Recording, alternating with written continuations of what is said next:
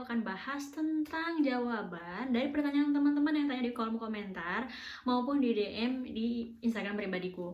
Nah, pertanyaannya yaitu boleh nggak sih ngambil 2 kuliah sekaligus tapi nih buat kuliah S1? Jawabannya adalah boleh banget. Jadi nggak ada larangan, kamu nggak boleh ngambil 2 kuliah. Tapi yang harus dipertimbangkan pertama adalah kamu kuliah di mana.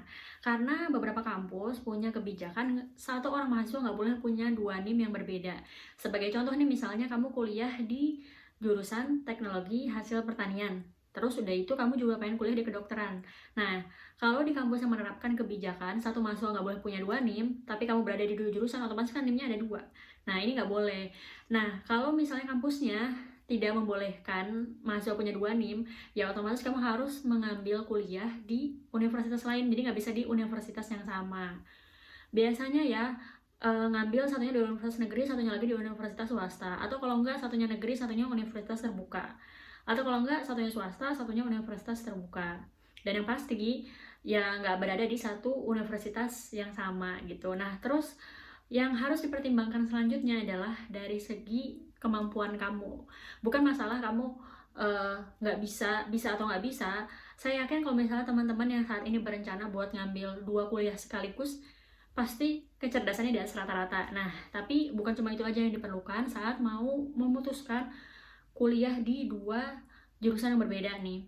Pertama, yang harus dipertimbangkan adalah, oke, misalnya sama-sama pinter nih, bisa ngerjain dua-duanya dan sama-sama unggul di dua-duanya, tapi dua-duanya juga kan pasti ngasih tugas nih, apalagi kalau misalnya dua-duanya kuliahnya di eksak, pasti praktikumnya banyak. Dipertimbangin nggak nih, ketika satunya praktikum terus nulis laporan, yang satunya lagi juga praktikum nulis laporan, kira-kira waktunya cukup atau enggak? Nah, tapi kalau misalnya mungkin teman-teman mikir, saya udah mempersiapkan time management yang sempurna nih, jadi nggak masalah. Oke, kalau misalnya masalah itu udah nggak ada problem ya. Nah, tapi pertimbangin lagi nih, kalau misalnya dua-duanya kamu ngambil di yang reguler, artinya kuliah dari Senin sampai Jumat, maka akan ada kemungkinan dia itu bentrok. Misalnya kuliah yang A, di jurusan yang A nih ya, itu kuliahnya hari Senin pagi jam 8, di kuliah yang di jurusan yang B, kuliahnya juga hari Senin jam 8 pagi. Apalagi kalau misalnya sekarang kuliahnya online ya, tambah sangat mungkin buat bentrok. Nah, itu dipertimbangin juga, kira-kira bisa nggak ya untuk menyesuaikan. Kalau misalnya pas kebetulan bentrok, pasti kan harus bolos di salah satunya. Nah, ini gimana nih kalau misalnya udah mempertimbangkan bisa megang dua-duanya, ya nggak apa-apa, silahkan lanjut untuk ngambil 2 jurusan sekaligus untuk kuliah S1. Tapi yang pasti kamu bukan orang yang gampang sakit dan kamu benar-benar fit dan performanya maksimum banget, karena pasti akan sibuk banget. Ini tuh aku pernah ketemu temenku waktu student exchange ke Jepang tahun 2015 lalu. Nah, jadi waktu itu ketemu sama mahasiswa dari UNY. Dia tuh di UNY ngambil jurusan manajemen.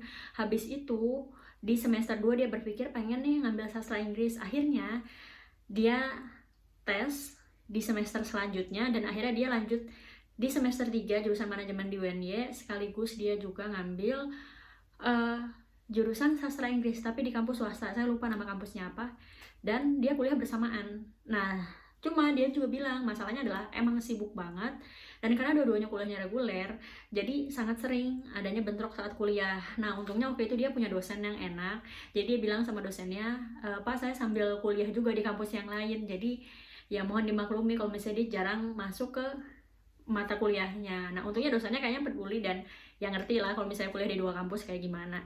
Cuma ya itu beruntung kalau misalnya dapet dosen yang ngertiin, tapi kalau misalnya dosen yang nggak ngertiin, ya udah, kamu kalau nggak masuk kuliah ya udah bolos. Kalau bolos berarti nanti nggak sampai 70% atau absensi nggak sampai 80%, nggak boleh ikut UTS atau nggak boleh ikut UAS. Nah, tolong pertimbangkan juga ini biar nanti nggak keteteran saat udah lanjut kuliahnya.